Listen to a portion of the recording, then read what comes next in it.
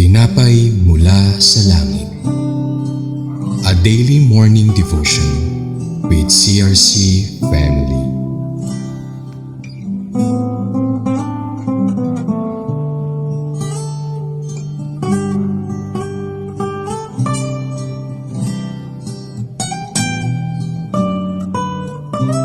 Isang mapagpalang umaga, kapatid. Ako po si Mirna ng CRC Kabuyaw. Samahan niyo po kami sa ating programang Tinapay mula sa Langit. Ngayong umaga ay matutunghayan natin sa Leviticus chapter 20 verse 9. Ngunit bago tayo magpatuloy, tayo muna dumako sa maikling panalangin. Panginoon, marami pong salamat sa umagang ito na ibinigay ninyo sa amin. Kayo na po ang manguna sa lahat. Nawa ang aming sanggalan sa mga panganib at karamdaman. Kami po nawa ay iyong gamitin sa pagpapahayag ng iyong mabuting balita. Amen. Leviticus chapter 20 verse 9. The penalty for cursing of a parent. Ang sumumpa sa ama at ina ay papatayin. Anyone who curses them, father or mother, be by to death. Kamatayan ang hatol.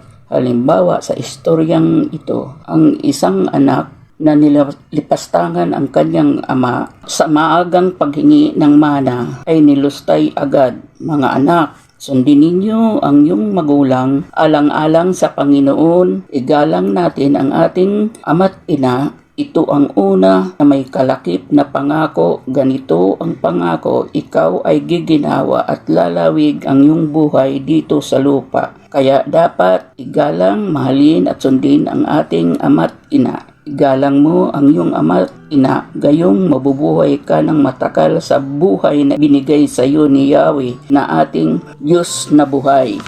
Panginoon, nagpapasalamat kami sa iyo sa biyaya ng umagang buhay. Maraming salamat dahil di mo kami pinabayaan sa aming pangangailangan, lalo na sa mga kapanatagan ng aming buhay. Habang kami nagpapahinga sa araw na ito, puspusin mo kami ng biyaya upang pasulong kaming umusad. Panatilihin mo kami sa kabutihan at iwaksi namin ang kasamaan. Ingatan at pangalagaan mo kaming lahat upang huwag mapahamak 10 ng mga kapatid naming nangangailangan. Pagdaluyan mo kami ng biyaya at kagalingan, kapayapaan at pagmamahal. Ang lahat ng ito ay sama-sama naming panalangin sa ngalan ni Kristong aming Panginoon. Amen. Maraming salamat po sa pakigbahagi ng aming programa, lalo na lagi niyo pong pagdaluyan ang salita ng Diyos mula sa ating puso dahil ito'y lubos maging kaunawaan natin dito. Muli po naming samahan bukas sa pagnilay-nilay mga salita ng Diyos sa programang Tinapay mula sa Langit. Malayo po ninyong i-share ang bidyong ito upang kayo rin ay maging pagpapala sa iba.